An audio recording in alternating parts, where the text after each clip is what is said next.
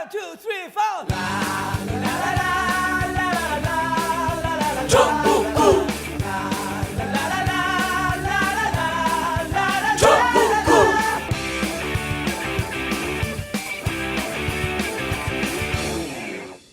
단 하나의 정통 정치 팟캐스트 정봉재 정국구 시작하겠습니다.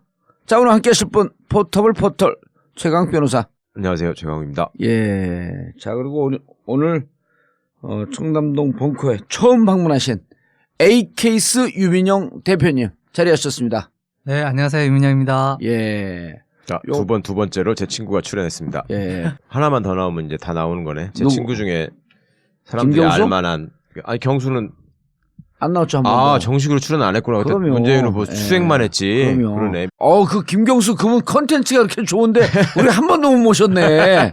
속상해 죽겠네. 그러니까. 금태섭이 이거는 맨날 시간 안 된다고 뺀질거려서 못 나오고. 너 금태섭? 네. 금태섭도 훌륭한 분인데 그거 여기 안 나왔네 한 번도. 나하고 저기 조지아 살해마 가갖고 맨날 설사 찍찍해야 되고. 거기 같이 가셨네요. 그때가 진짜 재밌었는데. 그때 처음 본 거야, 금태섭이랑은. 예. 근데 키 큰 사람들 셋이 한 방에 잡거든. 네. 키 큰 게 박형준, 박형준, 천호선. 야, 키 큰 인간들 진짜 실없대. 셋 다 설사였어요? 돌아가면서.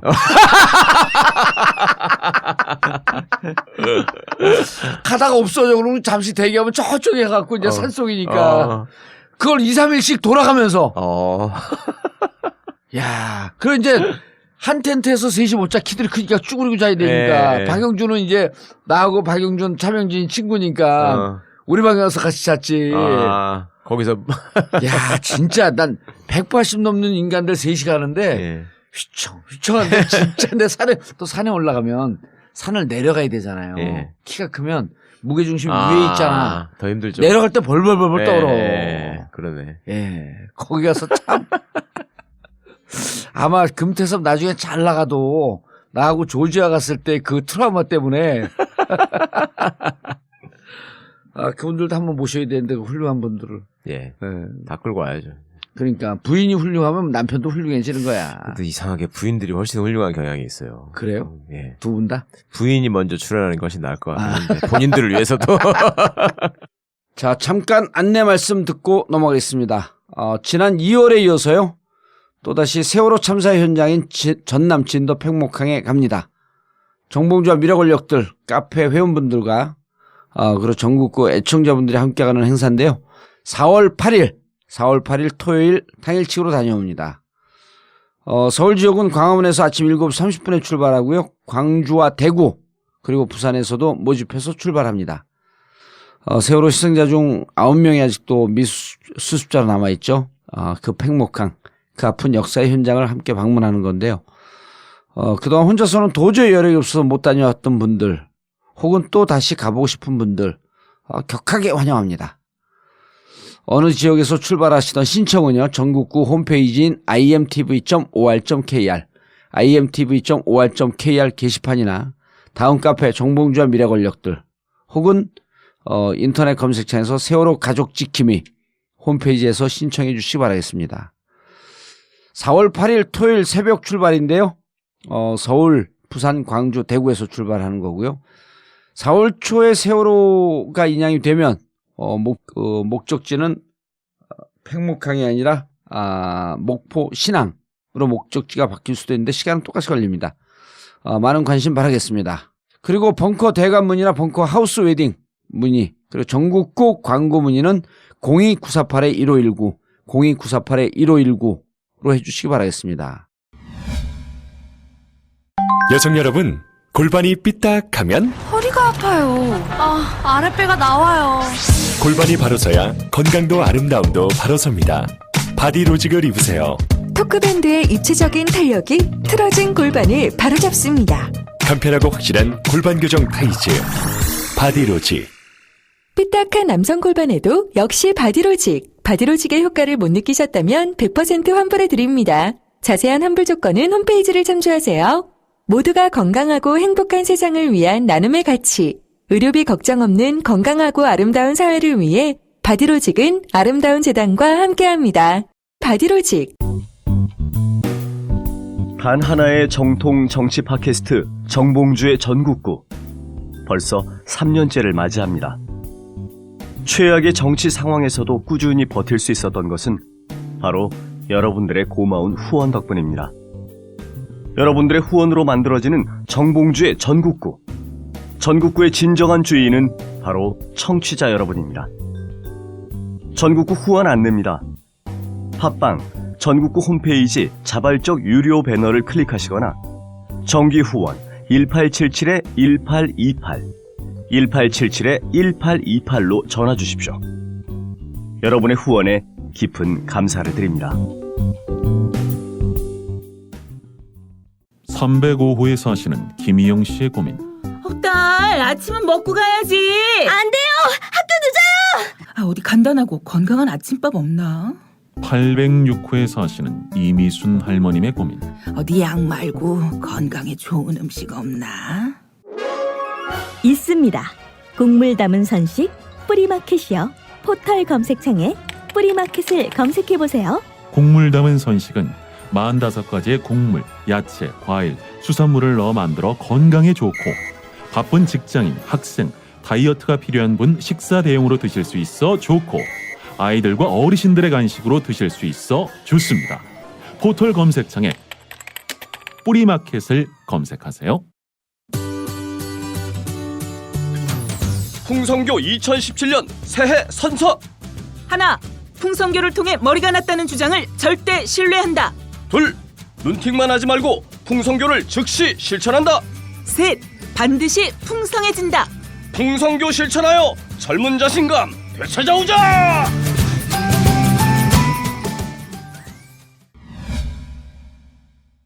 자, 유민영 대표님 소개 좀 해주시죠. 최광욱 변호사님. 유민영 대표는 저하고 본적지가 같고요. 초등학교 동창이고요. 예.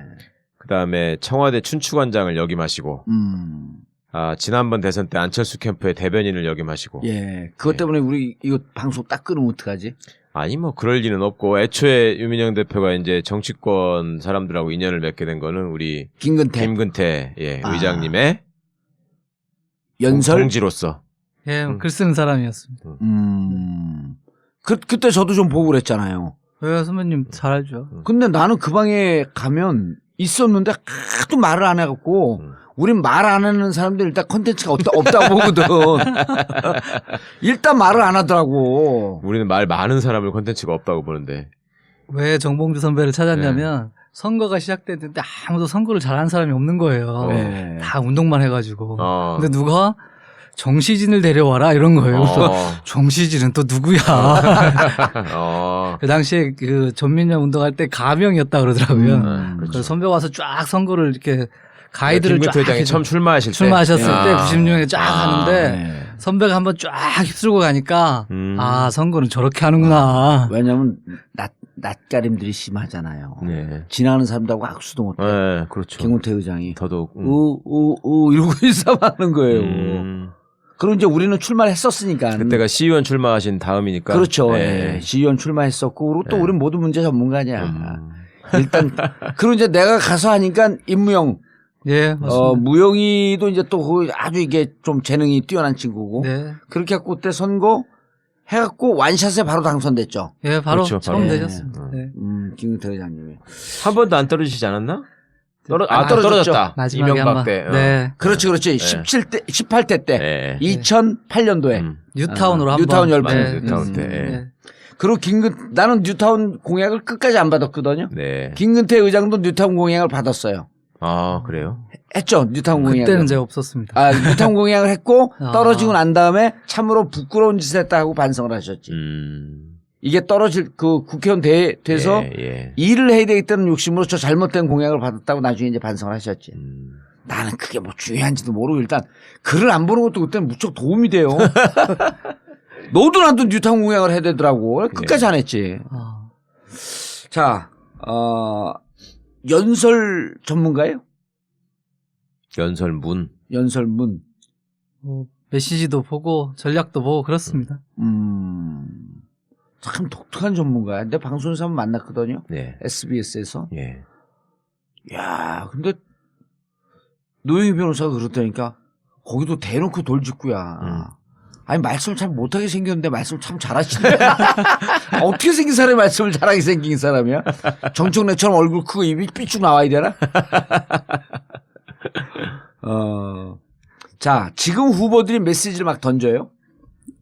네. 예. 요게 그 방송국 마이크하고 좀 틀렸고 가까이 돼요. 가까이 돼야 돼요. 예. 네, 알겠습니다. 지금 우리가 이제 궁금한 게 전임 대통령님들의 메시지. 예. 그러니까 그거로 톡톡이들 재미를 본단 말이에요. 대통령의 말하기, 대통령의 글쓰기. 근데 정작 그 업무를 했으면서 지금 책은 하나도 안 썼죠. 예, 책 없습니다. 조용히 잘 지내고 있습니다. 아니 하나도 안 썼어요? 아니면 있는데 얘기를 안 하는 거예요? 제가 기업 컨설팅 하니까요. 위기관리 관련한 책은 공저로 하나 있고요. 예. 메시지에 대한 건 없습니다. 네. 지금은 기업 컨설팅을 하고 계세요? 네, 기업들 위기관리 컨설팅을 하고 있습니다. 그게 뭐야, 위기관리 컨설팅이? 기업들이 이제 요즘은 뭐 소셜미디어도 굉장히 발전해 있고 예. 언론도 그렇고 대중들도 이제 굉장히 많이 모든 사건에 개입을 하잖아요. 예. 그러니까 이제 법률적인 것뿐 아니라 여론이라든지 평판이라든지 언론이라든지 이런 것들을 이제 어떻게 대처할 건가, 예. 그 전략은 어떻게 짤 건가, 자세와 태도는 어떻게 할 건가. 그래서 좀 잘못된 것들을 반성하고 기업의 위기를 좀 극복하면서 새로운 이미지나 새로운 좀 개념을 만들어 보자, 이런 것들을 컨설팅하는 업이 있습니다. 무슨 귀신 신화가 먹는 소리인데. 쉽게 말하자면 대한항공집 딸이 땅콩 가지고 비행기를 빠꾸시켰다. 아하. 그러면 이제 한진그룹 입장에서는 큰 문제가 생긴 거잖아요. 예. 그러면 이제 그룹 이미지, 그다음에 그 당사자에 관한 주가는 폭락하고. 예, 당사자에 관한 또 수습은 어떻게 할 것이며, 예. 관련자들에 대한 대응은 또 어떻게 할 것이며, 언론에다가는 또 어떤 사진을 얘기하고 어떻게 설명해야 될 것이며. 그 총체적으로 다 그 컨설팅을 해줘요? 말하는 걸 보면 최욱 변호사가 위관리를 해야 되고 제가 법률을 해야 될 것 같은. 여기도 입으로 먹고 사는데 일가견이 있어. 맞죠? 그런 거 하는 거.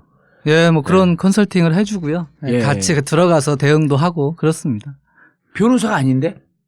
예. 그러니까 이제 변호사는 법률적으로 예. 예를 들면 뭐 초상권을 침해하니까 너무 사진을 찍지 말라고 한다거나, 아니면 뭐 명예훼손성 보도가 있으면은 기사 정정을 위해서 무슨 뭐를 신청을 한다거나, 예. 그런 것만 할 수 있잖아요. 예. 그리고 피해자들하고 뭐 합의하는 데 있어서 어느 정도 적정선인가 뭐 이런 걸 조언한다거나.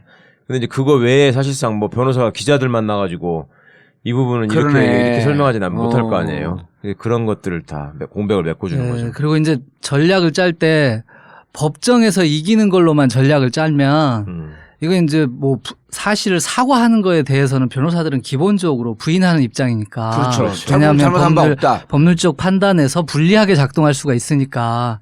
그런 생각 때문에 여론에서 이 여론이나 언론에서 문제를 제기하는 것을 수용을 안 하는 경우가 많거든요. 사과도 뒤로 미루고.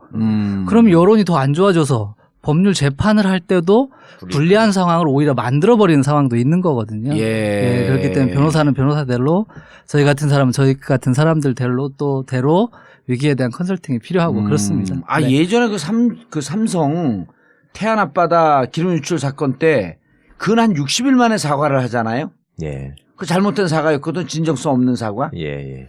그럴 때 그 한 칼럼이 도미노 피자.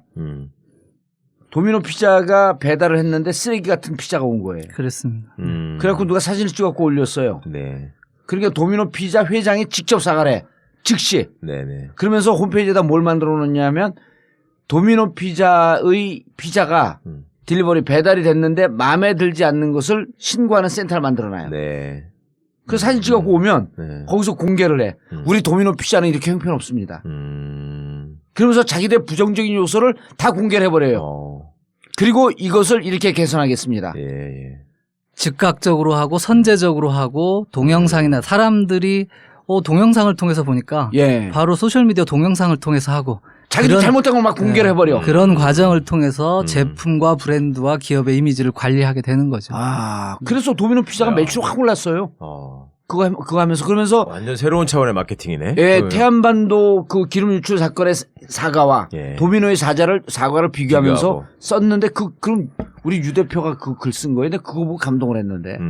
그거 오늘 책에 나왔구나. 네네. 저희도 그런 부분들을 케이스를 연구하고요. 예. 대처 방안을 그런 걸 보면서 벤치마킹을 하고 그렇습니다. 예전에 나한테 그랬잖아. 그 어디죠? 그 대학생들 수련회 갔는데 눈 때문에 뭐가 무너져가지고 왜 코오롱 계열사에서 그때 대처 잘했다 그랬잖아요. 그때. 네. 예. 그것도 컨설팅 해준 거예요? 아닙니다. 저희가 한 건 아니고요. 그 당시에 이웅렬 회장이 굉장히 발빠르게 대응을 해가지고 사실은 문제가 커질 수 있었던 거를 왜냐하면 인명사고가 크게 났던 거니까요. 예, 그런데 이제 빨리 가서 직접 하고 사과하고 근본적으로 대처를 잘 하니까 사람들이 사건이 난 것도 기억하지만 저 기업이 괜찮게 잘 대응을 해서 대처를 하는구나 라고 하는 것도 지켜보게 되니까 사람들이 또 아주 호감을 가질 수는 없지만 나쁜 감정이 발전하지는 않는 그런 위기 관리가 이루어진 거죠. 세월호 참사 때 박근혜 대통령 그 컨설팅 좀 해주기로 했어요. 네, 뭐 저를 부르지는 않으셨습니다. 원해야지 해주지 이걸. 아니 그걸 기획서 썼고 이렇게 하고 대응하고 이렇게 진정성 있게 하면 된다 이렇게 갖고 했으면 그 최순실한테 줄 돈을 대신 줬을 아니 텐데. 그때뿐이에요. 지금도 집에 갈 때 컨설팅 받고 갔으면 그렇게 손 들고 웃고는 안 했겠지. 그런 거 아니요? 미쳤는 줄 알았어. 그게 뭔 짓이요 그게. 난 진짜. 그분은 별 세계에 살기 때문에 이제 우리 해 같은 이제 상식적 판단과 생각으로 범접하기가 뭐 어렵습니다. 전두엽뿐만 아니라 그냥 손해, 중내, 간내가 다 문제인 것 같아. 아니 그걸 그렇게 복잡하게 얘기하면 안 돼. 그냥 미친 거요. 아 여기는 이제 이런 대화로 이게 아니 미치지 않고 그게 정상이냐고. 하여튼 진짜 누가 그랬더라고. 저기 사상 최초로 구치소 들어가면서 손을 들고 웃는 사람을 볼지도 모르겠다. 아니 근데 전문가가 내가 오늘 다른 방송에서 이혜훈을 만났잖아요. 이혜훈은 예. 전문가인데 이제 현실 인식이 좀 와서 교도소 가는 것을 두려워하고 있는 것 같다. 그런 것 같다 그래. 예. 이혜훈이 무슨 전문가? 박근혜 전문가? 예. 나름 친박이었지 한테. 그럼요. 그러다 버림받았어. 아니, 그 친박이면서 대변인 했잖아요. 맞아. 예. 그래서 대변인 하다가 자기하고 회의를 하는데 분명히 동의하고 결정을 했는데 몇 시간 뒤에 뒤집는데요. 그럼 무슨 근거로 왜 뒤집었냐는데 대답을 못한대. 예. 그럼 이거 밝혀야 된다고 계속 이혜훈 의원이 꼬치꼬치 캐물으니까 나 너 싫어. 그래서 쫓겨난 거 아니에요. 그래서 무수리 친박이라고 됐잖아. 나중에. 그래서 쫓겨났대요, 진짜. 그거 물어보다가? 계속 물어보니까 싫어하더래. 예. 그 기자들한테도 이렇게 입장을 바꿨는데 왜 자기 설명을 해줘야 될 거 아니야? 설명을 어떻게 해야 되냐? 그 기자들한테서 설명을 안 하길래 설명할 게 없다. 예. 이러고 그거 솔직하거든요, 성격이. 이러고 몇 번 하니까 그 다음부터 안 불렀다는 거야. 그런데 그 이혜훈 의원 얘기로는 교도소 가는 거에 대한 인식이 생긴 것 같고 교도소 가는 것을 두려워하는 것 같다. 왜 그렇다는 거예요? 뭘 보니까? 그렇게 느낌 오죠, 자기들은. 이혜훈과 전효옥 씨도 그래요? 전효옥 씨는 반대 분석을 해요. 어떻게 해요? 강제로 끌려갈 것 같다. 개길 것이다? 뻗어질 것이다? 21일까지 안 가고 있다가. 네네. 그거 그렇게 좀 반대적으로 분석을 하는데. 끌려가서 그 피해자인 그 모습을 또 최대한 만들 것이다. 예, 근데 어쨌든 현실 인식은 조금 돌아온 것 같다 그러더라고요. 둘 다. 근데 일단 그 메시지부터 분석을 좀 해보시죠, 그럼. 박근혜 대통령이 들어가면서 민경욱 대변인이 4글자 한 거. 4개의 문장. 그러니까 아까 처음에 제가 이분이 별 세계에 산다는 말씀을 드렸는데 예. 그러니까 이제 그 안가 사저 그다음에 삼성동 이 맥락이 사실은 다른 게 아니고 같은 공간에 대중들 보통 사람들과 다른 공간에 살고 있는 게 가장 핵심적인 것 같아요. 이 뭐냐면 이 사람은 민주주의 지도자로서 공적인 역할을 수행하는 헌재가 표현한 바에 따르면 가장 강력한 공무원, 국민 정체에 대해서 봉사하는 공무원이라고 하는 공익적 봉사자라고 하는 생각 자체가 없었던 게 아닌가. 네. 아버지에게 배운 통치자라고 하는 개념으로 선거 때만 잠시 변신을 하고 대통령이 된 이후로는 바로 복귀해서 그러한 상황들이 유지되었던 게 아닌가. 이번에도 보면 그런 상황들이 계속 유지되는데 그 탄핵이 되어가지고 삼성동 집으로 돌아가던 날도 보면 사실은 공공 부문에서 자기 역할을 했던 사람이라면 당연히 자기가 어떤 설명을 해야 된다는 생각을 갖고 있을 거예요. 하다못해 전두환도 분노의 이야기는 하지만 골목 성명이라도 한다는 거예요. 네. 그거는 공적으로 자기가 해야 된다는 정도는 알고 있는 거죠. 네, 그런데 박 전 대통령은 사적 공간에서 민주주의 지도자가 아니라 통치자로서의 위상과 역할을 본인이 경험하고 인식하고 있었기 때문에 본인이 아마도 그렇게 해야 된다는 인식 자체를 못했던 거 아닌가라는 생각이 1차적으로 들고요. 예. 두 번째로는 이 사람이 이분이 인식했던 거는 뭐랄까 전체 대통령이라는 직위로 인식했다기보다는 좌파 지지자들 조직의 보스로서의 역할로 이 상황을 이해하고 있기 때문에 사실은 거기서 보인 행동은 그 카메라를 통해서 밖으로 보인 국민들이나 보통 사람들이 아니라 자기를 위해서 그 자리에 모여준 사람들, 이렇게 조직 폭력배의 논리와 비슷할 수밖에 없는 조폭의 보스로서의 성격 같은 좌파의 한 정파의 지도자로서의 뭐 그런 리더로서의 역할밖에는 인식하지 못했던 게 아닌가. 그렇기 때문에 사실은 말 이전에 민경욱 의원이 전하란 말 이전에 저 자세와 태도를 보일 수 있었다는 것이 사실은 우리들이 지켜보고 기대했던 민주주의의 지도자라고 할 수 있는 행동은 아니었다. 국민들은 이미 거기에서 뭐 거의 뭐랄까 엄청난 분노를 느낄 수밖에 없는 상황이었던 거죠. 예. 네. 아니 그 공적인 마인드를 가졌거나 아니면 공적인 조직의 수장으로서의 역할을 자기가 인식하고 있었다면은 그 스태프들도 설사 민경욱 씨한테 좀 해달라고 해도 아니다 이거는 당신이 해야 되는 거다 이렇게 얘기해야 되는 거 아니에요? 그러니까 그 관계라고 하는 게 이제 중요한데 과연 정상적으로 보고를 하고 대화를 하고 거기서 답을 찾는 솔루션을 이런 관계가 아니었으니까 그러니까 예 아무도 말 못했을 거라고 생각합니다. 그러니까 그래서 그렇게 된 거잖아요. 아니 그럼 지시는 민경욱 당신이 하시오 하는 지시는 누가 했을까요?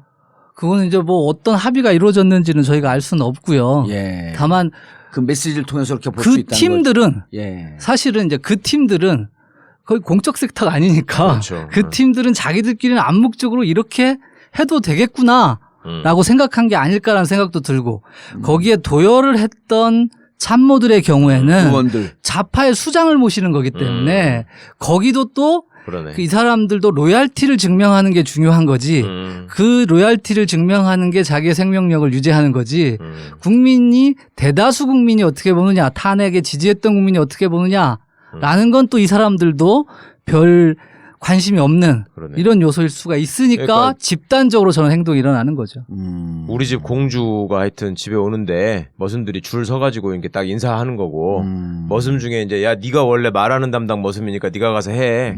그리고 가서 한 거. 네가 옷 뺏기는 뭐 옷 관리하는 머슴이니까 너는 옷 관리하고. 그렇죠. 어? 너는 가서 냉장고. 너 대장 머슴이니까 뭐 대장 머슴하고. 아니 덕혜옹주가 귀국할 때 장면 생각하니까 이해가 되네 영화에서. 자, 참 저 양반 얘기만 나오면 맥이 빠져 하다가도 도저히 우리 머리는 정말 이해가 안 되는. 그러니까 환각 가까워지셔가지고 새로운 세상을 보시는 거잖아요 지금. 응? 세상을 아직도 내가 짧게 살았구나 이런 생각이 안 드세요? 그런 생각 많이 들죠. 그러니까 저런 유형의 인간을 한각 가까운 건 잘 모르고 이제 나이 40이 가까우니까 야 진짜 근데 아니 최 변호는 이해가 돼요? 아니 전혀 이해가 안 되죠. 우리 유 대표는 이해는 돼요? 분석은 하지만 이해는 안 되잖아. 그렇죠. 저 감정선을 따라가기가 보통 사람의 그다음에 우리가 이 시대를 살아온 사람으로는 이해하기가 어려운 거죠. 네. 아니 저는 솔직히 뭐 어디로 뭐 온다고 하도 속보가 뜨길래 보기 싫지만 그냥 애들이 텔레비 켜놨길래 거기 나오나 한번 이렇게 봤어요. 예. 저는 근데 그 집 가까워올 때쯤부터 왜 이렇게 차가 천천히 들어왔잖아. 그 집 문 앞에 들어가기 직전에. 아 그거 생으로 또 중계를 했어요? 아니 그 삼성동 들어가는 상황을 계속 중계를 했었잖아요. 예. 그래서 저는 막판 부분에 봤는데 하여튼 그게 서서히 들어와서 나는 그게 서서히 저게 왜 들어올까 하는데 카메라가 이렇게 딱 클로즈업을 하는데 그 안에서 손 흔들고 있더라고. 나 진짜 그때 정말 황당하더라고. 차가 움직이는데? 예, 차 안에서 바깥에 사람들한테 빛이 보이니까? 예. 나 정말. 그러더니 딱 내려가지고 나는 고개부터 이렇게 깊이 숙이고 거기서 뭐라고 뭐 죄송합니다 내지는 뭐 이런 말이라도 할 줄 알았거든. 그랬더니 환하게 웃으면서 이제 악수 쫙 하고 도열한 사람들 사이를 지나가는데 야 저거는 지금 유 대표가 저렇게 얘기해도 난 이해가 안 돼. 조직에 벌써 어쩔 창피하지도 뭐 않은가 봐. 전혀 안 창피했죠. 그 얼굴 자체는. 예. 자, 지금 대선 레이스가 걸렸는데요. 후보들 그 메시지 분석을 좀 이 말하는 걸 보면 판단이 돼요?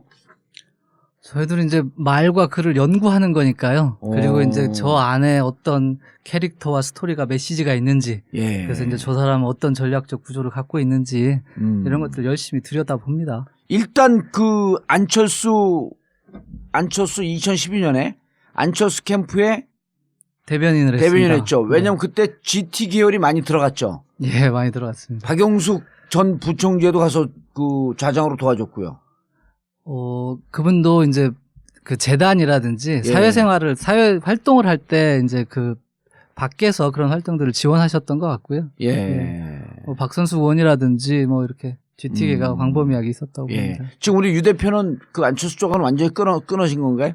예, 12년에 이제 저는 사업하러 기업 컨설팅하러 나왔으니까요. 뭐 그렇지만 뭐 나쁘게 헤어지진 않았고요. 나쁘게 헤어졌다 그러지 계속 들을 텐데. 그때 봤던 안철수 그리고 지금의 안철수 이게 좀 분석이 되나요? 뭐라 그럴까? 어쨌든 대선 후보들 메시지 다 분석을 해봐야 되는데. 네네. 그러니까 우리가 이제 2012년에 봤던 안철수 대표의 언어는 안철수 후보의 언어는 사실은 정치권 밖의 언어였습니다. 그러니까 정치권에서는 자주 사용되거나 뭐 자주 이해되는 그런 구조의 언어 습관을 가지지는 않았었습니다. 그래서 이제 어떻게 보면 우리가 이제 어떻게 보면 이과생이라고 볼 수도 있고 과학자라고 볼 수도 있고 프로그래머라고 볼 수도 있을 것 같아요. 굉장히 정교한 언어를 사용하는 과학적 프로그래머다 이렇게 볼 수가 있고요. 의사도 했었잖아요. 의사의 특성도 있고요. 네네. 그러니까 아까 이과생이고 과학자이고, 그러니까 이게 이렇게 이해를 하시면 좋을 것 같아요. 그러니까 과학적 프로그래머다. 이거는 알고리즘이 분명해야 되고, 다운로드가 100% 돼야 대답을 할 수가 있고, 이게 정치 언어하고는 근본적으로 다른 거거든요.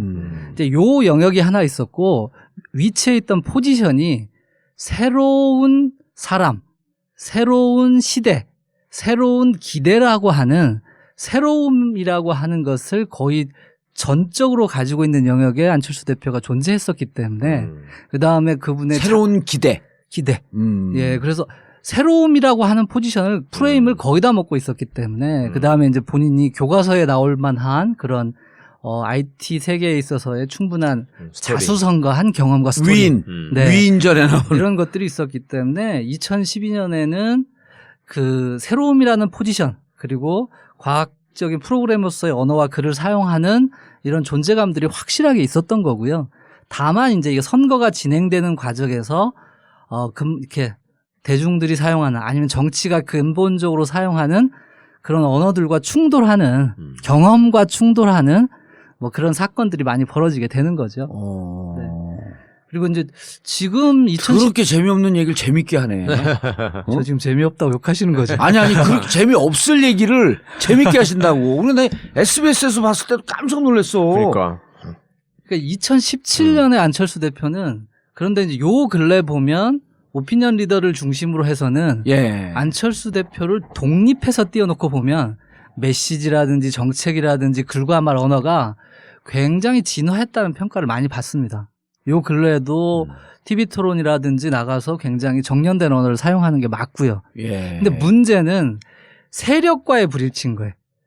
그 주변을 둘러싸고 있는 세력과의 불일치가 계속해서 본인은 진화됐는데 주위 세력들 대표적으로 박지원도 해당되나? 뭐 이렇게 조금 낡은 것 같고 호남 기득권인 것 같고 이러한 흐름들이 사실은 안철수 대표를 갉아먹는 측면이 있는 거죠. 현재로는.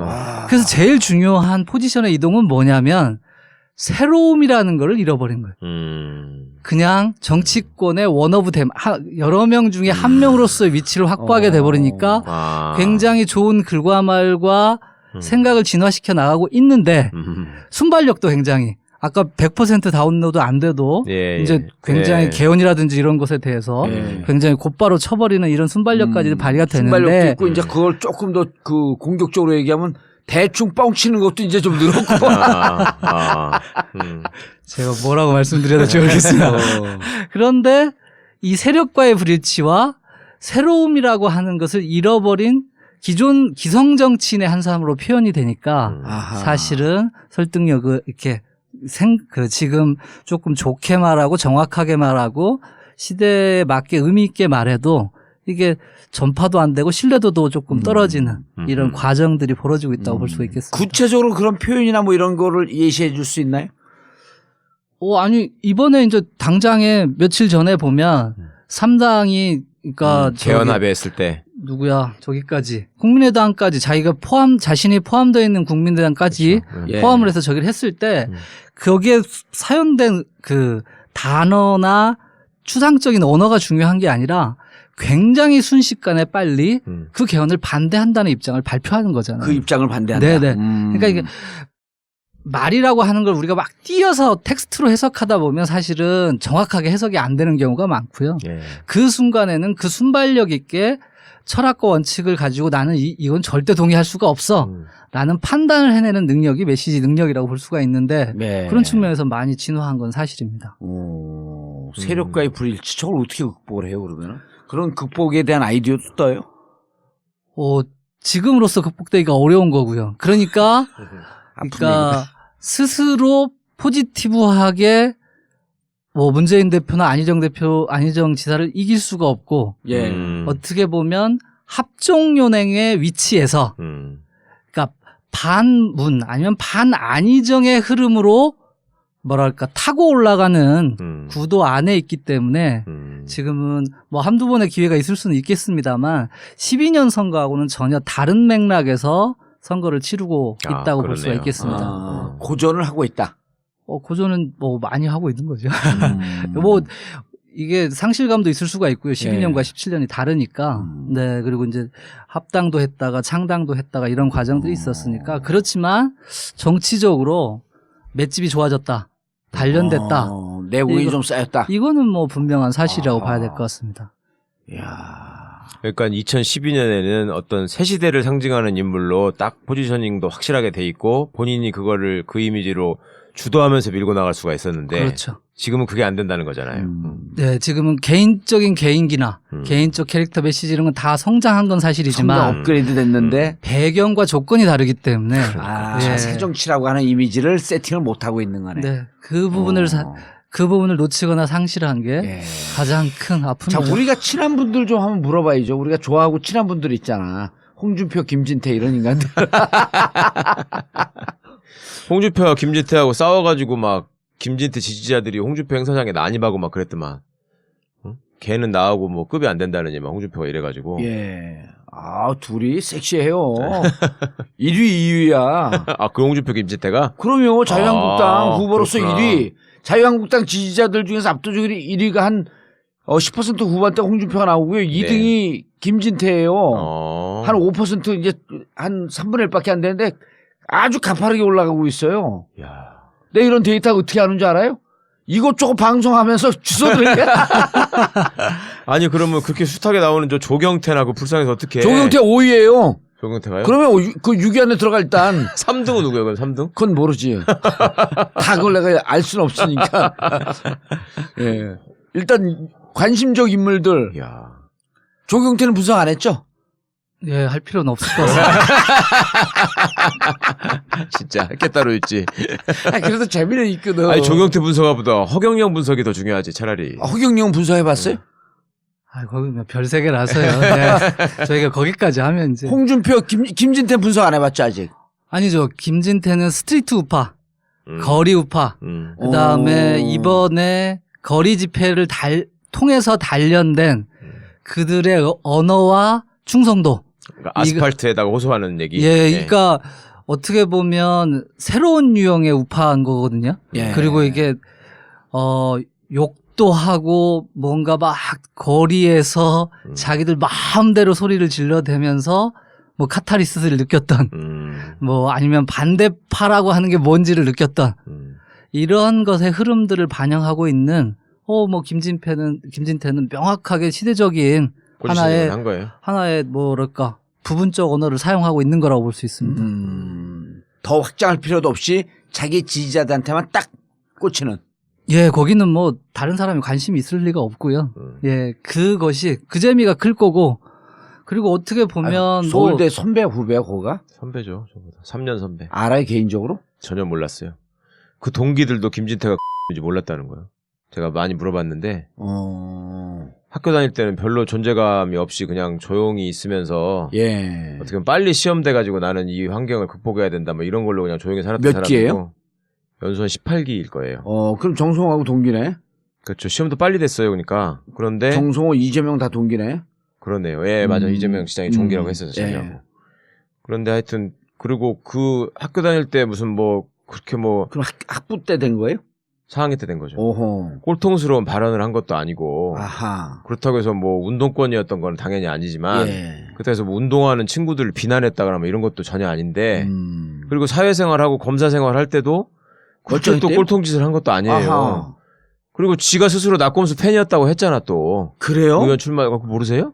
몰라요. 그럼 맨날 김용민 선수가 얘기하는 거 아니야. 같은 춘천이 고향이고. 너도 낙검수 팬이었으니까. 나도 자유당 당원으로 있으니까 출마해서 한번 붙어보자. 그거 하잖아. 김용민이. 머리 아파. 야, 근데 그 어느 날 번개를 맞아서 그렇게 된 건가? 전두엽에 이상이 생긴 건가? 그러니까 그 까내는 자기 시장이라고 생각한 거 아니야? 지는 거기가? 불로소이라고. 머리 서울대 붙어 놨으면 머리는 좋겠네. 글쎄요. 자기 포지션이 안 나오면 거기서 뭔가 동화되어 가기 시작하고요. 그리고 확증 편향이 생겨서 믿고 싶은 걸 믿게 되는. 예, 그리고 이것이 마치 편집된 세계가 사실인 것처럼 느끼게 되는. 그런데 굉장히 많은 그러니까 팬들을 거느린 느낌을 갖게 되거든요. 그렇죠. 무대에 올라가면 팬덤에 빠지면 정신 못 차려요. 여기 무대 우파거든요. 그러니까 거리 우파고 무대 우파거든요. 그리고 이거 모금도 잘 돼요. 예. 심지어. 그러니까 지금 2등인가 했다 그랬잖아. 그렇잖아요. 후원금도 모금도 잘 돼. 이러니 이게 약간 뭐랄까 정상적 언어나 관계나 공간이 이루어지는 건 아니지만 그 안에 빠져 있으면 완전 뽕 맞은 상태구만 지금. 그러면 나올 수 없는 구조가 거기에 형성됐다고 볼 수도 있는 거죠. 아니 실질적으로 느닷없이 성장해갖고 연예인들 한번 그 팬덤에 빠지면요.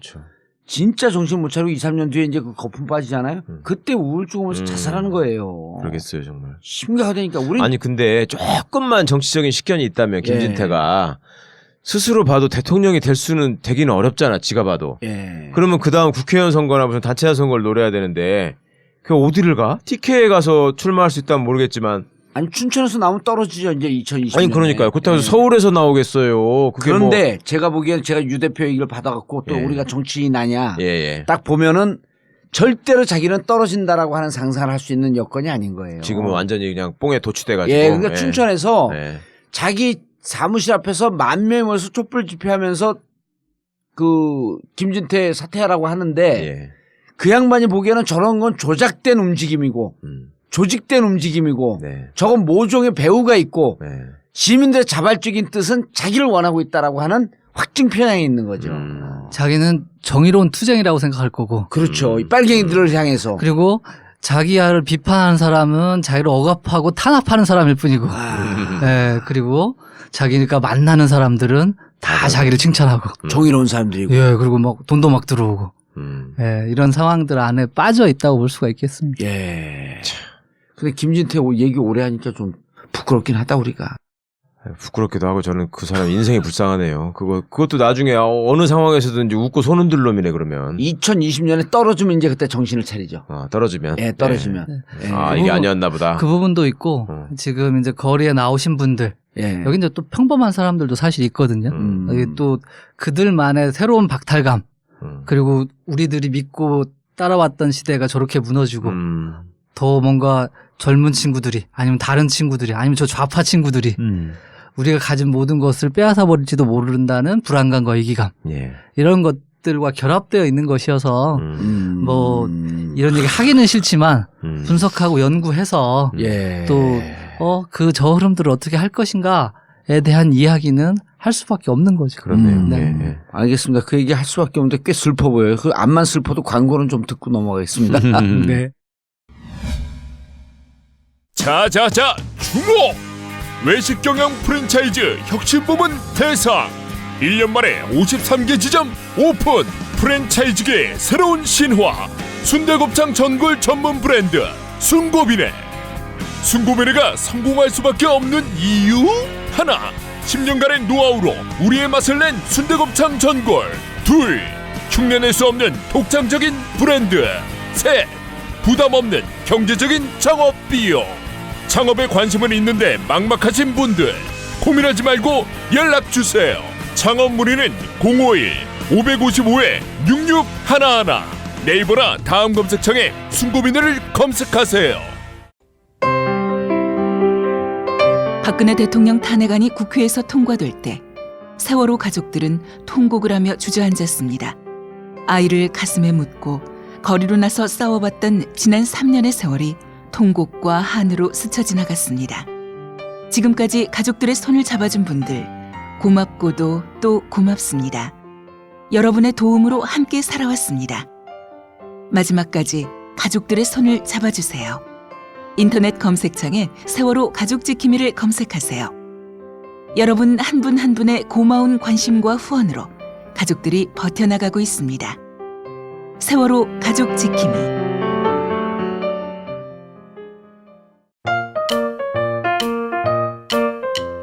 보험 모두 다 가입하고 계시죠? 그런데 잘 계산해 보셨나요? 아마 그렇지 않았을 겁니다. 하지만 따져보세요. 조금만 따져보면 훨씬 큰 도움이 됩니다. 정봉주의 전국구가 신뢰하는 마이보험 체크. 이미 가입한 보험이나 신규 보험도 가장 좋은 조건을 체크해서 찾아드립니다. 인터넷에서 마이보험 체크를 검색하세요. 전화 문의는 1800-7917 1800-7917 마이보험 체크.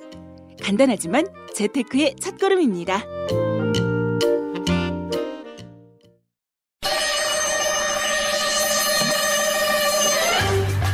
전국구 에어컨 사무실, 업소, 빌딩, 관공서 냉난방이 필요한 그 어디에나 전국구 에어컨 제품 선정 설계부터 시공까지 그리고 에어컨 세척까지 전국구 에어컨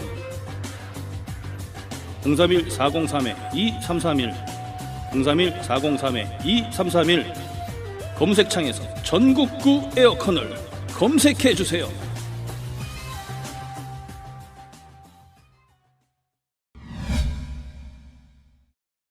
자, 그리고 우리 영원한 홍준표?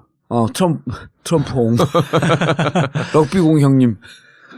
그렇죠. 이제 원내대표를 할 때는 홍준표 대표가 기자들한테는 호평을 하는 사람이 굉장히 많았어요. 기자들이. 예, 그래서 생각 외로 다르네. 네, 메시지 관리도 잘하는 편이고 정확하게 얘기해주고 예. 뭐 따박따박 전화 응대도 잘해주고 그래서 그리고 그때 조금 뭐 총기가 살아 있었던 게 아닌가라는 생각이 드는데 경남도지사 내려간 이후로는 사실은 좀 우왕좌왕 갈피를 못 잡고 또 어디로 튈지 모르는 아까 말씀하신 대로 럭비공 같은 성정을 갖게 된 게 아닌가라는 생각은 듭니다.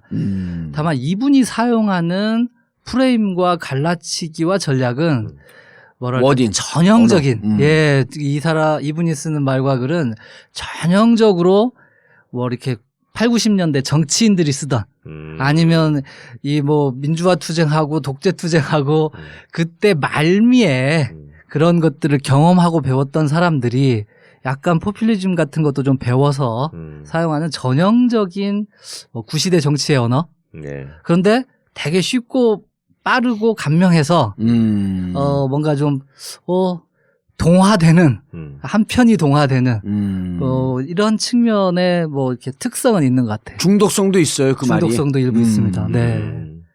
그러니까 홍준표를 느끼면서 아 시원하다 이렇게 느끼는 사람이 많다는 거죠. 그렇죠. 홍준표 얘기를 예, 들으면. 그리고 좀 말도 좀 거칠게 해주고, 예, 그러면서 뭐 아까 김진태 의원 얘기 나왔습니다만 애들은 가라 이렇게 쳐주는 거거든요.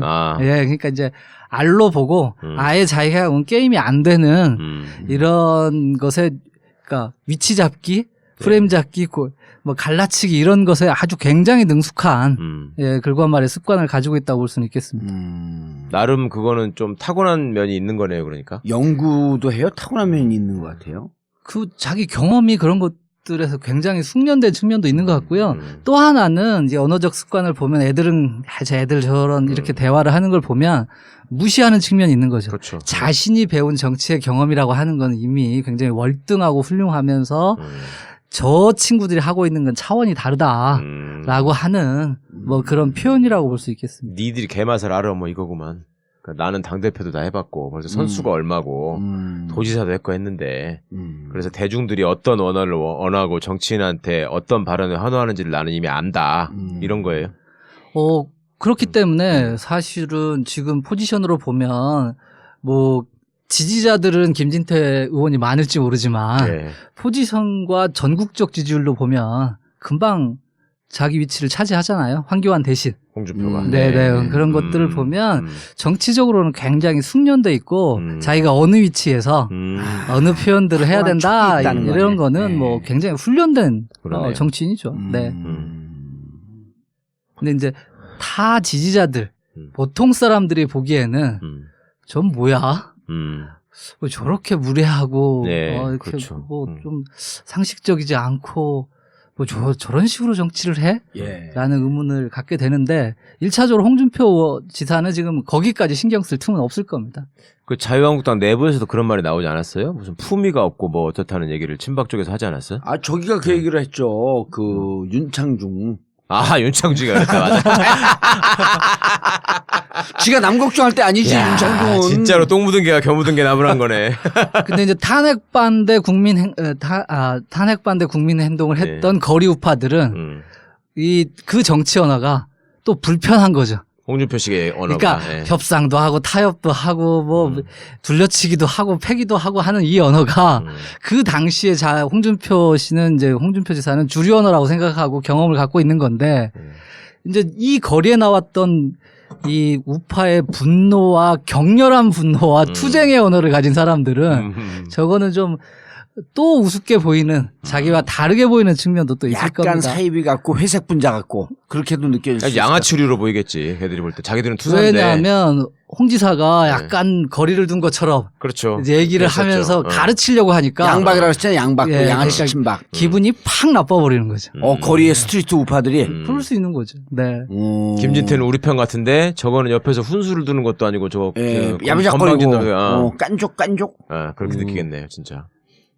그래서 자기는 뭐 홍준표 지사는 자기가 굉장히 그 큰 비중 있는 무게감 있는 지도자급이라고 느끼기 때문에 자기 스스로 또 여기 새롭게 등장한 인물들을 또 이렇게 함부로 대하는 무시하는 또 일부러 그런 측면도 있을 거라고 일부러 네, 체급이 다르다는 것을 표현하는 거죠. 가장 쉽게 그걸 차별화시킨다 이거죠. 그렇죠. 그러네. 걔들이 뭘 알아 그래. 그럴 수 있는. 그 애들은 가라니까 또 김진태가 멋지게 받아쳤어요. 뭐라고? 뱀장사야 뭐 애들은 가라르게. 진짜 그랬어요? 그럼요. 홍준표한테 뱀장사야 뭐 애들은 가라르게. 참나. 그런 언어는 잘 뭐예요? 논다 정말. 잘 놀아. 재밌어 아주. 그런 언어가 뭐 장바닥 언어지 무슨 언어예요. 장돌뱅이들. 그건 분석 안 해도 됩니다. 자, 그리고 저쪽도 좀 분석을 해줘야죠. 유승민 안 했어요? 거기는 분석? 아니죠. 유승민 지금 의원이 원내대표 때 한 연설은 뭐 굉장히 훌륭하고 의미도 있고 사회적으로 존중받아 마땅한 대표 연설을 한 적이 있죠. 그리고 본인이 얘기하듯이 IMF를 거치면서 자기가 복지라든지 공동체에 대한 새로운 생각을 가지게 됐다. 자유주의에 대한 신자유주의나 자유주의에 대한 새로운 이런 것들을 조금 바꿔가게 됐다라고 하는 것들을 반영한 것은 맞는데 지금 이제 이 대선 국면에서 와서 보니까 사실은 이제 포용력이라든지 관계라든지 이렇게 주도권을 가지는 당내 정치에서도 이겨서 싸워서 이겨야 되는 건데 이런 언어 구사력은 거의 없으신 것 같아요. 없는 것 같아요. 그래서 아마도 아직 정책 연구자라고 하는 특성에서 머무르고 있는 게 아닌가. 그리고 역관계에 기초한 투쟁의 언어. 권력 투쟁이잖아요. 예. 권력 의지를 표현해서 권력 투쟁을 해서 후보가 자기가 돼야 되는 건데 이것들을 뭐랄까 스스로 체화해서 싸워서 이겨내고 있다라고 보기는 어려운 아직 정책 연구자 언어에 멈춰 있다라고 볼 수가 있겠습니다. 네. 바뀔 가능성도 없나요, 거기는? 예, 그런 징후는 안 보이는 것 같던데요. 그러니까 그 말이 지금 대중성이 없다는 거잖아요, 이 사람은. 그렇죠. 대중성도 있어야 되고 조직의 리더로서의 뭐 권력을 하려면 싸워서 이겨야 되는 거니까요. 예, 그런 능력이 또 안 보이는 것 같고 뭐 글과 말과 언어, 습관, 뭐 태도 이런 것에서 증명은 전혀 못 하고 있는 게 아닌가. 그래서 좀 갈수록 외로워지고 있는 거 아닌가. 지도자로서의 정치가로서는 빵점이다 이런 얘기네, 쉽게 얘기하면. 예, 지금 그 평가를 못 받고 있는 거고 자꾸 내부에서 발목을 잡으니까 밖에서 보기에는 저 안 해도 정리가 안 되네? 라고 하는 뭐 이렇게 불안감을 가질 수밖에 없는 거죠. 관상도 무슨 지도자 갖고 이러진 않아. 그렇죠. 그냥 참모형이지 정말. 비서실장형으로 생겼죠 얼굴이. 아니 도서관에서 계속 공부하다가 잠시 뭐 나와서 국회의원 했다 다시 도서관으로 돌아갈 그런 느낌이 들어 실제로. 남경필은 연구 안 했죠? 남경필 지사는 사실은 제일 빨리 시작했고 빠르고 경쾌하다라는 평가를 받을 수 있죠. 정책도 그렇고 상대방의 이슈도 가져오는 이런 것들을 굉장히 전략적으로 잘 보였는데 그런데 사람들이 보기에는 저 사람이 저 깜인가? 저 사람이 지금 할 사람인가? 예, 하는 것을 확보하기에는 너무 가벼워 보인 게 아닌가. 예, 아직 그의 시간이 오지 않은 것 같기도 하고. 여전히 그러니까 오렌지 이미지를 못 벗어난 거네요. 그렇죠. 그러니까 주변에서는 좋게 평가하고 기자들도 상당히 호감을 갖고 맞아요. 지켜본 건 사실이었는데 대중들이 보기에는 저 사람을 한 일국의 대통령으로 한 나라의 지도자로 만들기에는 아직 조금 너무 가벼운 게 아닌가. 아직 무게감이 떨어지지 않는가라고 하는 위치에서 아직 머물러 있는 분으로 보입니다. 남경필. 네. 그런데 출생 성분이나 출신 성장 과정이 너무 또 부유해서 그런 좀 전투력이 없고 그런 것도 좀 있지 않나요? 그러니까 일과를 스스로 역경을 이겨내고 뭐 일가를 이루어낸 분의 캐릭터는 전혀 아니죠. 그러니까 역경을 이겨냈다기보다는 재산을 물려왔는데 좀 고통이 많았겠지. 너무 재산이 많아갖고. 모은 돈이 이렇게 많아고. 그게 비슷한 거 아니야. 저 유승민도 금수저 출신이고 남경필도 금수저 출신이고. 다 2세네 또. 네. 그러다 보니까 이제 대중성이 떨어지고. 전혀 의원이 그 얘기를 많이 해요. 그 자유한국당이나 이 보수 진영 의원들이 진짜 매력 없고 재미없는 게 이게 무슨 진짜 같은 느낌이 하나도 안 들고 금수저에다가 2세, 3세. 그렇죠. 많지 그런 사람들이.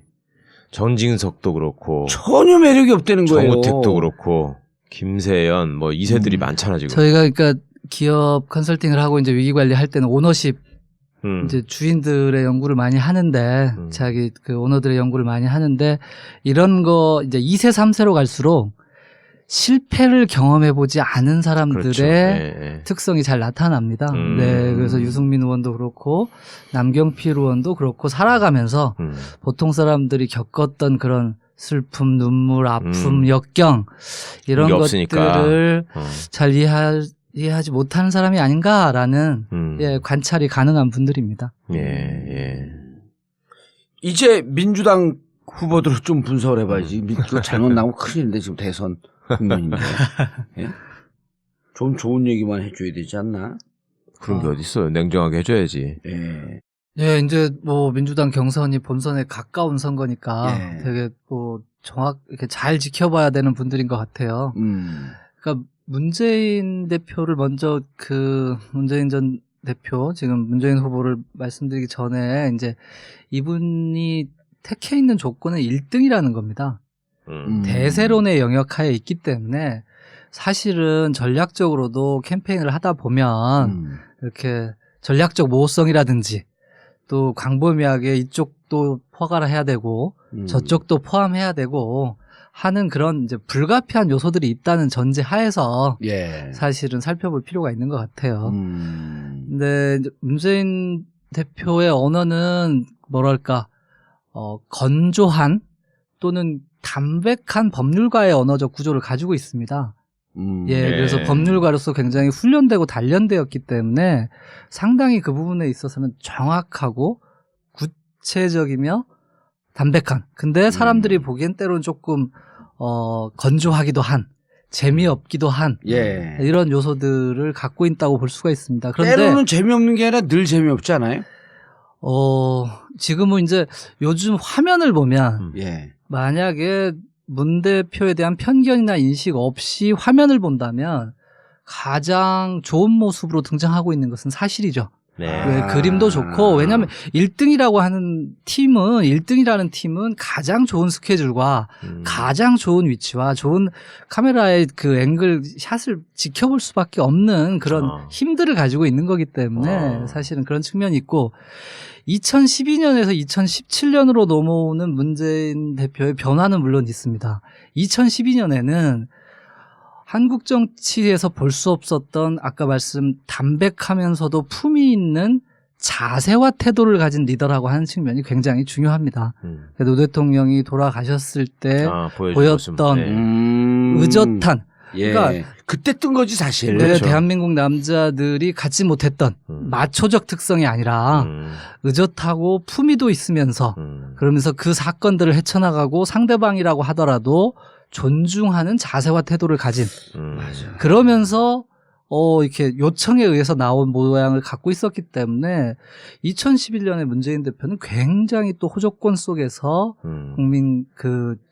국민과의 접점 국민들의 호응을 받을 수 있었던 측면이 있었던 것 같습니다. 근데 지금 이제 17년에 와서는 12년에 한번 패배한 이 측면이 있기 때문에 그다음에 이제 이 5년간의 과정을 책임지는 분이잖아요. 예. 리더로서, 당의 대표로서, 선거의 책임자로서 이렇게 하는 분이기 때문에 그런 이제 뭐랄까 경험들이 네거티브로 쌓여있는 측면이 있기 때문에 사실은 이제 12년과 17년의 문재인은 조금 다른 위치에 있다라고 하는 두 가지 조건으로 볼 수는 있겠습니다. 그러나 요 근래 이제 TV 토론이나 이런 걸 보면 그 정책 구체성의 영역에서는 사실은 가장 답이 잘 돼 있고 준비돼 있습니다. 그래서 굉장히 즉각적으로 나오는 측면이 있고요. 근데 이제 한 가지 아쉬운 게 있다면 순발력의 문제. 네. 그러니까 준비되지 않은 영역의 문제에 있어서의 답변이 조금 흔들릴 수가 있는데 그것조차도 뭐 충분히 커버할 수 있는 거 아닌가라는 생각이 듭니다. 그래서 뭐랄까 1등 주자는 보수적일 수밖에 없습니다. 네. 그리고 이 여러 가지들을 포괄해야 되기 때문에 무거울 수밖에 없고 그리고 주변에서 사달이 나는 것도 또 감당할 수밖에 없는 그런 요소들이 있는 거죠. 다만 이제 가랑비에 옷 젖는다고 주변에서 벌어진 또 이제 굉장히 그러니까 이 팬들이 굉장히 중요한데 문재인 후보에게는 팬덤이라는 게 굉장히 중요한데 이 팬덤의 가장 큰 특징은 12년 선거를 같이 패배해본 팬덤입니다. 그렇기 때문에 굉장히 격렬하기도 하고 자신들을 공격하는 요소에 대해서 굉장히 공격적이기도 한 그렇죠. 이런 팬덤의 특성을 가지고 있죠. 그래서 이제 그런 요소도 뭐 잘 이렇게 뭐랄까 잘 이어지면 좋은 것이지만 가끔씩 이제 그런 데서 이제 그것을 위협적으로 느끼는 뭐 다른 의원들이라든지 상대방에서 불편함을 느낄 수도 있는 그런 뭐 구조 안에 지금 문재인 대표의 글과 말이 들어있다고 생각을 할 수 있습니다. 그리고 이제 메시지 포지션 영역에서 보면 지난번에 탄핵이 된 다음에 저는 조금 의외였는데 대통합과 대청산이라고 하는 두 개의 구도에서 1등이라면 조금 더 포괄적인 포지션을 차지할 거라고 생각을 했는데 통합 쪽으로. 네, 그러니까 통합도 하고 대청산도 하는 뭐 1등은 그 대사련에 입각한 1등의 위치는 그렇게 해도 무난하거든요. 그런데 의외로 적폐청산 그다음에 뭔가 이렇게 굉장히 그 적폐청산을 하는 것이 대통합이다. 대통합에 이르는 길이다라는 표현들로 봐서는 이 부분은 당신의 뭐 신념 같은 게 아닐까라는 않을까라는 생각도 들고 그 촛불을 경험한 사람으로서의 뭐랄까 경험에 의한 언어나 위치, 메시지, 포지션이 아닌가라는 생각은 듭니다. 알겠습니다. 많은 얘기를 해주셨네, 문재인 그 후보에 대해서. 그러니까 너무 많은 걸 알려준 것 같은데요. 아니 근데 이제 이 정도는 나는 이제 요즘 우리가 방송도 그렇고 마음껏 해야 돼요. 왜냐하면 1600만 촛불을 들었던 이 그 시민들의 의식은 어디에 가는지 몰라요. 이걸 이제 우리가 규정하려고 그러면 안 돼. 하고 싶은 대로 꼴리는 대로 그냥 다 해버려야 돼. 하고 싶은 얘기 다 하고 하고 싶은 대로. 그래야지 그 다음에 뭐 어디로 갈지 길이 보이는 거예요. 안희정. 나는 진짜 그 안희정 지사 메시지가 왜 그렇게 나오는지 궁금해 정말. 이게 일관성과 방향성이라고 하는 이제 측면에서 저희는 분석할 경우가 많은데 안희정 지사가 놀라운 거는 모든 글과 말, 뭐 센세이셔널하기도 하고 뭐 큰 이슈가 되고 공격을 받기도 하고 하는 모든 글과 말 메시지가 일관성의 범주에서는 하나도 벗어난 게 없다는 겁니다. 예, 본인도 자꾸 얘기하듯이 당신도 얘기하듯이 내가 2년 전에 페이스북에 썼던 글, 자신이 가장 존경했던 정치적 아버지 대통령이 돌아가셨을 때 본인의 생각 이런 것들이 다 반영되어서 이미 구현이 된 그래서 일관성의 언어의 측면에서는 정말 엄청난 언어적 습관을 가지고 있습니다. 그러니까 자기의 경험을 기억하고 있고 새로 편집하지 않고 있다는 측면에서 굉장히 독특한 포지션을 가지고 정치를 하는 사람으로서는 굉장히 독특한 포지션을 가지고 있다고 정치하는 사람들이 끊임없이 이렇게 진화 발전하는 스타일들 아니에요? 진화 발전하고 자기 부정을 하죠. 그러니까 안희정 지사는 이게 묘한데 리더십, 그러니까 캐릭터의 영역의 연구에 있어서도 그 뭐랄까 자기의 경험을 부정하지 않는 성격적 스타일을 갖고 있습니다. 예, 보통 새롭게 성장하는 리더들의 경우에는 아니면 정치에 막 갑자기 뛰어들고 이런 분들의 경우에는 이게 일관성의 모순이 일어나는 경우가 굉장히 많은데 그러면서 이제 자기 경험을 배반하면서 방향성에다 초점을 맞추는 경우가 많은데 이분은 일관성의 영역에서는 뭐 굉장히 훌륭한 측면이 있는 거죠. 그런 측면이 있고 이분이 사용하는 언어는 자기 경험에 의한 것이면서 약간 신념과 철학의 언어에 가깝습니다. 그렇죠. 예, 대중적인 언어라기보다는 약간 현학적이에요. 어려운 측면이 있고 그 본인의 그러니까 자기 절제력이 강한 사람이기 때문에 자기 언어를 지배하려고 하는 성향이 굉장히 강합니다. 그렇기 때문에 그 성격 때문에 이게 기승전결이라든지 거의 두괄식보다는 미괄식으로 구성이 많이 되어 있는데요. 완성도를 높이는 쪽에 가깝기 때문에 사실은 뭐 평범한 사람들이나 젊은 사람들이 보기에는 굉장히 어렵고 딱딱하고 이렇게 좀 교과서를 나한테 막 설명하려고 하는 게 아니야? 그렇죠. 라고 하는 요소가 있을 수 있는 그런 특징을 가지고 있습니다. 그 구체성이 없잖아요. 메시지가 항상 좀 철학적인 이미지를 그러니까 개념을 담고 있긴 한데 그건 왜 그런 것 같아요? 그러니까 이제 구체성, 그러니까 이제 문재인 대표는 이제 지난 6년간 훈련이 되신 거고요. 네, 이제 대선 주자로서는 이제 1년 차를 뛰고 있는 건데요. 안희정 지사의 경우에는 그래서 이제 일관성에서 이제 아까 말씀드린 방향성의 영역 그리고 이제 대중들이 원하는 것의 영역하고의 타협이라고 하는 한 번의 이제 순간들을 거치게 되는데 사실 아직 그 단계까지는 못 갔다고 볼 수도 있는 거 아닐까라는 생각이 들고 그리고 구체성에 대한 지적은 사실은 안희정 지사가 조금 아프게 받아들이는 게 저는 좋다고 생각합니다. 왜냐하면 안 받아들이는 것 같아요. 그런 문제는. 아까 자기 고집도 있고 별명 50분이라는 거 알아요? 우리 그 PD들이 SBS 정봉주 정치쇼 만드는 그 PD들 작가들이 여러 명 오고도 이제 이게 방송에 떠갖고 막 다 들으러 와. 예? 말 한 번 시키면 50분씩 한다고 50분이에요? 아니요, 50분 지나면 처음부터 다시 얘기가 시작됩니다. 이 판이 반복이라고? 반복. 50분 지나면 딱 거기서 끝나고 다시 그 반복이 된다는 거예요. 그러니까 제가 생각하기에는 자기 경험적 언어, 신념과 철학에서 그게 훌륭한 것은 사실이고 또 안희정 지사는 일가를 대통령을 만들어 본 사람이니까요. 그렇죠. 네네.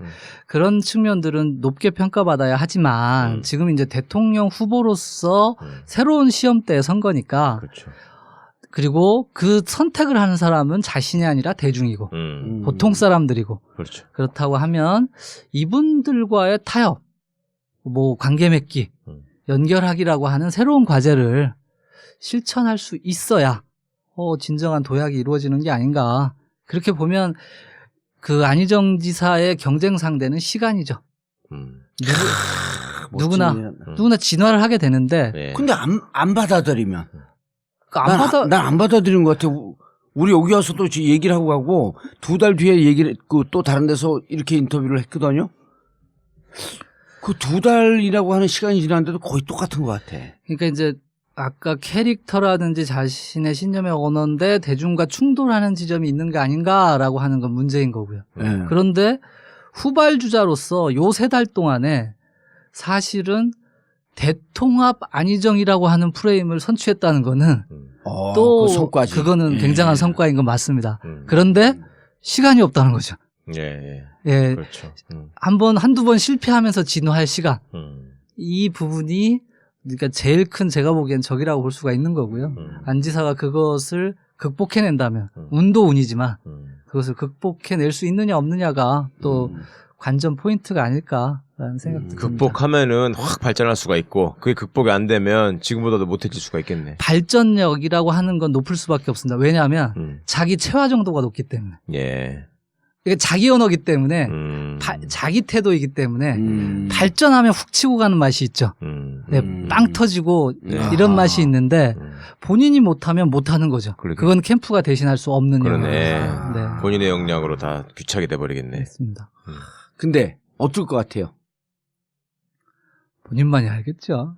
근데 저는 이게 이제 압축 합습 과정을 갖고 있는 건데요. 예. 이게 약이면서 독이 될 수 있을 것 같은데 내가 그렇습니다. 보기에는 그런 느낌 딱 들더라고. 그런 걱정을 안희정 지사에 대한 애정을 가진 사람들이 실제로 많이 얘기를 하죠. 아니 우리도 경험을 해봤잖아요. 정치하면서 우리는 어찌 보면 30년 경험을 했는데 어느 순간에 급격하게 밀물처럼 막 몰려들어온 여러 가지 경험을 하는데 그때 고속 성장을 하는 것 같은데 돌아보면 원점이거나 아무것도 일어난 게 없는 거야. 근데 그때는 무지막지한 경험을 한 것 같거든. 그때 이거를 내가 받아들이려고 하는 노력을 다 그 밀물처럼 오는 걸 다 몸을 하면서 이것도 받고 아니라 그 중에서 나에게 맞는 것을 정확하게 몇 개를 잡아서 취사 선택하는 이런 지혜가 있었으면 그 혼란의 시기에 내가 이만큼 발전했을 텐데 간단해서 이런 거예요. 제가 감옥 살면서 뇌를 발전시킬 거냐 몸을 발전시킬 거냐 둘 다 안 되면 둘 중에 하나 할 것이냐 이 선택지가 있어야 된다는 거야. 근데 지금 진짜 압축 성장 시기인데 지나면 보면 공허해질 수도 있다고 보는 거예요. 그런 느낌 아닌가요? 네, 그런 느낌이 있는 거고요. 그러니까 이제 이게 양면입니다. 대중 영합을 하는 리더는 아니다. 저 사람이 지도자 상에 가까운 사람이긴 한데 그렇죠. 그래서 그 부분은 있는 것 같고 대중 영합이 나쁘다는 거예요? 좋다는 여기서는 나쁜 의미로 사용한 겁니다. 그러니까 우리가 이제 최종 국가 지도자가 되려고 하는 사람들에 대한 이게 기준선이라는 게 있거든요. 그렇죠. 그렇게 보면 저 사람은 리더는 맞는데 나랑은 안 맞아 영역에 해당하는 문제점을 갖고 있다고 볼 수가 있겠습니다. 그러니까 지금도 뭐 20% 안팎을 뛰고 있으니까 굉장히 많이 압축적으로 올라온 건 사실이지만 근데 대선이라고 하는 건 시간이 정해져 있고 그렇죠. 그때까지 뭐 선택을 하는 사람들이 그것에 호응을 해야 되는 거니까 그 과제가 실현이 작은 것이라고 볼 수는 없겠습니다. 이재명 안희정한테 공이 물어보고 싶은 게 그럼 차기의 가능성, 차기의 발전 가능성 만약 이번에 안 됐을 때 차차기지 그러니까 차차기 제가 발전. 보기에는 이번에 민주당의 후보들은 정말로 좋은 후보들입니다. 자기 캐릭터도 있고 메시지도 있고 스토리도 있고 이게 3요소라 그러는데요. 캐릭터, 스토리, 메시지가 확고한 사람들이라서 이 분들은 뭐 어떻게든 역할을 하실 분들이라고 생각이 됩니다. 자 이제 마지막 1, 2, 3위로 우리가 간 건가요? 이재명. 네. 홍준표 이런 사람들이 재밌는데. 이재명 시장의 경우에는 삶 자체가 뭐 사고도 있고 뭐 불편한 뭐 이렇게 얘기거리도 있지만 인생 역정 드라마로서 굉장히 훌륭한 이야기를 갖고 있는 사람입니다. 그렇죠. 최고죠. 스토리 면에서는. 그리고 캐릭터도 뭐랄까 나이스한 면이 있는 거잖아요. 화통한 면이 있는 거잖아요. 이렇게 질러주는 맛이 있는 거잖아요. 그렇죠. 그런데 그 언어가 쉽고 편해서 시장에서 들어도 어디 광장에서 들어도 불편함이 없는. 그리고 요 근래는 TV 톤을 보면 제일 대화를 잘하는 후보인 것도 맞습니다. 예. 그래서 이런 측면들이 굉장히 훌륭한 토대를 갖고 있고 이렇게 성남시장을 하셨지만 대통령 후보로서도 손색이 없는 위치를 점하게 됐고 그 다음에 시대정신 측면에서도 가장 이렇게 광장의 언어라는 측면에 있어서는 광장의 호흡이라는 측면에 있어서는 대중의 언어라는 측면에 있어서는 가장 훌륭한 위치를 점한 것은 사실이다. 예, 그리고 가장 전형적인 후발주자의 성격을 띈 캠페인을 펼치고 있다라고 볼 수가 있습니다. 예, 안지사는 도전자 스텝을 안 받고 계시는 거고요. 상대적으로. 예. 도전자는 굉장히 공격적이며 다이나믹하며 뭔가 이렇게 선명하게 화자와 선명성을 가지고 서기를 하는 건데 이게 이제 매력이기도 하고 장점이기도 하고 한계이기도 하고 예, 이런 상황인 거고요. 그러니까 대중의 뭔가 파이프라인이 한번 뚫려야 되는 뻥 뚫려야 되는 측면이 있는 것 같고 이재명 지사는 그런 측면에서 보면 도전자로서는 굉장히 훌륭한 캠페인과 전략적 캠페인을 하고 있다라고 볼 수가 있는 거죠. 그런데 이게 뭐랄까 아쉬운 점이 이제 그의 글과 말 안에 존재하는 건데 사실은 이게 위험성도 동시에 그대로 내포되어 있는 거죠. 네. 굉장히 공격적인 언어, 굉장히 진취적일 수도 있지만 오버하는 언어.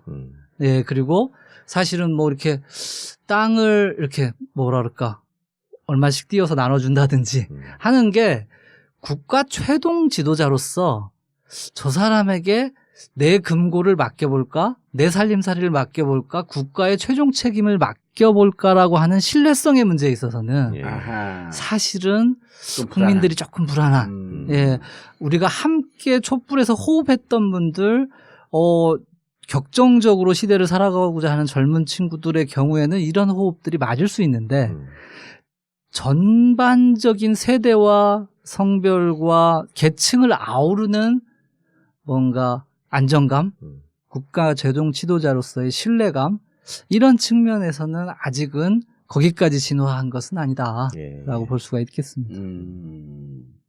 그런데 어쨌든 지지자들한테는 꽤 강한 그런 흡입력을 보여주고 있잖아요.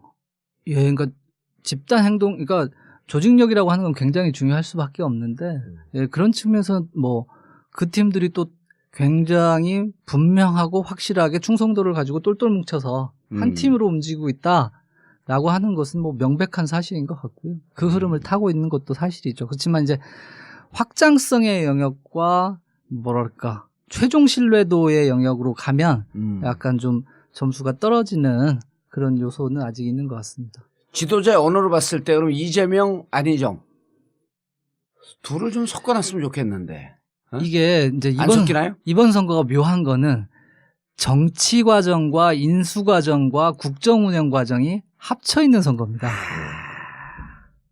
탄핵으로 인해서 갑자기 선거가 빨리 치러지고 있기 때문에 그다음에 인수위도 없고 정부 조직 개편도 없는 상태에서 대통령직이 바로 수행되는 정치 과정, 인수 과정 또 국정 운영 과정이 사실은 하나로 통합되어 있는 과정입니다. 이른바 이제 이게 그 성경에서 얘기하는 삼위일체 과정인가?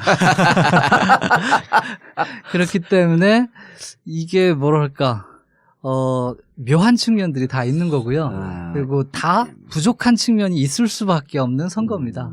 그런데 이제 왜냐하면 인수 과정이 선거 안으로, 그러니까 섀도우 캐비넷 논쟁이 굉장히 빨리 선거 과정에, 그러니까 언론에서 보도가 되잖아요. 그러면 이번 선거가 그렇게 특수하기 때문에 그렇습니다. 객관적 선거의 환경이 문재인 후보한테 유리하게끔 세팅이 돼 있는 거네. 그거는 이제 저희들이 분석의 영역을 넘어서는 천운의 영역이라는 게 있잖아요. 아니 그러니까 어쨌든 이번에 재수해서 한 번의 경험을 통해서 충분한 학습 효과가 있었고 그러고서 오랫동안 준비돼 예를 들어 모두에게 예측되는 똑같은 선거운동 기간이 있었다라고 한다면 오래 준비하거나 짧게 준비하거나 대응할 수 있는 시간이 충분히 길거든요. 네. 그런 측면도 있고 박근혜 전 대통령이 저렇게 불복의 느낌으로 버텨준다든지 그 다음에 뭐 대통령합이 조금 뭔가 이렇게 확산될 듯하면 저 세 당이 국민의당까지 합쳐가지고 뭐 말도 안 되는 개헌을 합의해준다든지 하는 요소들이 뭐 문재인 대표에게 객관적으로 운으로 작용하고 있는 거는 사실인 것 같습니다.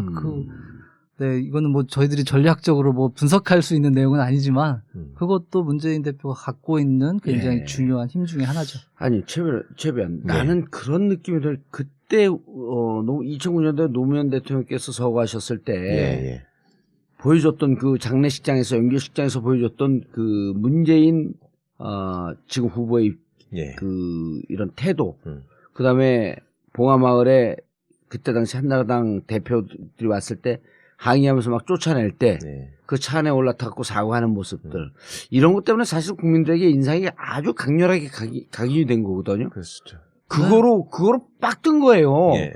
연결식장에서 백원호 의원이 여기가 어디라고 오냐 그럴 때 그거를 달래면서 그 이명박 대통령에게 인사하는 모습이라든지 우리는 분노스럽고 우리는 못마땅했을지언정 국민들이 봤을 때는 대단히 안정감 있는 그렇죠. 믿음직한. 그리고 충분히 저들이 노무현 대통령을 죽음으로 몰았다라고 하는 사실은 있다라고 하는 것을 인정하면서도 그렇죠. 그 현실에 주어진 대통령이라고 하는 것을 승복하고 인정할 수밖에 없었던 연결식장의 모습 이것과 이번에 박근혜 대통령이 전 대통령이 나오면서 승복하지 않는 모습이 오버래핑되면서 두 사람의 그림이 동시에 뜨더라니까 내 머릿속에. 그러실 수 있겠네요. 이건 불복 아니에요. 그때는 그렇게 억울한 사정인데 승복이고. 사람의 품질의 차이가 드러나 버린 거지. 그 어렵고 힘든 상황에서 흐트러지지 않고 예의를 갖추는 모습과. 그건 아니라고 봐, 난. 왜? 인간과 인간의 아닌 모습이 비교가 된 거지. 어떻게 사람의 품질을 사람이라고 볼 수는 없는 거지. 인간의 품질이 아니라. 그럼요. 종이 다르고만요, 종이. 종이 틀린 거지. 이번 선거에 나오신 분들, 민주당 후보들을 보면 정책과 전략 이전에 자세와 태도구나라는 생각은 확실히 듭니다. 아주 무척 긍정적으로 민주당 지지자예요? 안철수 대변인 출신 아니셔? 저 아까 안철수 대표도 분명한 장점이 있다고 말씀드렸고요. 세 분도 또 굉장히 재미난 캐릭터와 메시지와 스토리를 가지고 있는 건 객관 사실이고 자세와 태도도 굉장히 다른. 짧게 박원순 시장 한 번만 분석해 주세요. 짧게. 박 시장님은 저는 굉장히 훌륭한 분이고 좋은 분이지만 기다리셨어야 된다고 생각합니다. 이번에 그렇게 초급하게 문재인 대표를 공격하는 그런 자세를 가지 말았어야 된다. 그것도 그렇고 아예 나오지 말았어야 된다. 기다렸으면 기회가 왔을 거라고 생각합니다. 조기숙 오히려. 교수가 극찬하길래 내가 물어본 거예요. 누구를 극찬하길래? 조기숙 교수가 지금 똑같은 얘기를 했잖아. 그때 우리 사석에서 시간을 갖고 좀 기다렸으면 그 다음 지도자는 박원순인데 몰릴 것이다. 근데 너무 안타깝다고 그 얘기를. 저는 뭐 박 시장님하고도 일을 해보고 했는데 그분은 굉장히 한국 정부사회 정치사에 없는 시민 행정가로서 그다음에 서울시장으로서 성장한 배경과 경험이 있기 때문에 그런데 팬덤이라든지 공격적 다이나믹한 뭔가는 없었단 말이죠. 그런데 선거를 하다 보면 이런 분이 필요한 게 아닌가라고 하는 저희가 나오게 되면 졸면서 가도 버스 종착점까지만 가면 되는 거예요. 좀 졸리긴 하지만 선우가 바뀌어서 좀 아쉬운데 박 시장님에게는 여러 기회가 있을 거라고 저는 생각합니다. 국회의원을 또 한번 해보시고 좋지 뭐 더 여의도 경험 세 분이 다 여의도 경험을 하지 않은 것에 대한 그러니까 안희정, 이재명 여의도 경험을 하지 않은 것에 대한 그런 무슨 단점이나 그런 한계 이런 건 보이나요? 안 보이나요? 장점이 더 큰 편인데요. 그런데 어젠가 조선일보 인터뷰를 할 때 안철수 대표가 그런 얘기를 하더라고요. 뭐가 아쉬운 게 있어요? 라고 조선일보 기자가 물어보니까 국회의원을 한 번 안 했던 건 좀 아쉽다라는. 안희정. 그러니까 그런 측면에서 보면 안철수가 아니라 안희정. 그런 얘기가 있었는데 안지사나 이재명 시장 입장에서 보면 그런 경험이 있었다면 훨씬 좋았을 거라고 생각이 됩니다. 지금 큰 문제는 아닌 것 같지만 알겠습니다. 조곤조곤 얘기를 해주면서도 짚을 거는 다 짚어준 유민영 A케이스 대표님 감사하고 원래 노무현 김대중 대통령 그다음에 이명박 대통령 여기까지 다 좀 분석을 들어보려고 그랬는데 아이씨, 다음에 또 해요. 후보들이 너무 많아. 이렇게 훌륭한 분석가가 나왔는데 예. 한 번으로 끝날 일이 아니지. 그럼요. 아니 이것과 관련해서 왜 책을 쓸 생각을 안 해요? 제 하는 일이 이제 기업 쪽 일이라서 예, 이쪽 일을 잘 안 하는 편입니다. 알겠습니다. 기업 쪽 일을 해서 돈을 잘 벌고 있는데 왜 힘들게 책 써갖고 푼돈 버냐? 아닙니다. 그런 능력이 안 돼서 그렇습니다. 알겠습니다. 유민영 대표 모시고 지금 대선 후보들의 메시지 그리고 그들의 메시지를 통한 이분들의 뭐랄까 후보로서의 레벨을 매기는 것으로 정봉재 전국구 마치겠습니다. 감사합니다. 감사합니다. 고맙습니다. 1, 2, 3, 4.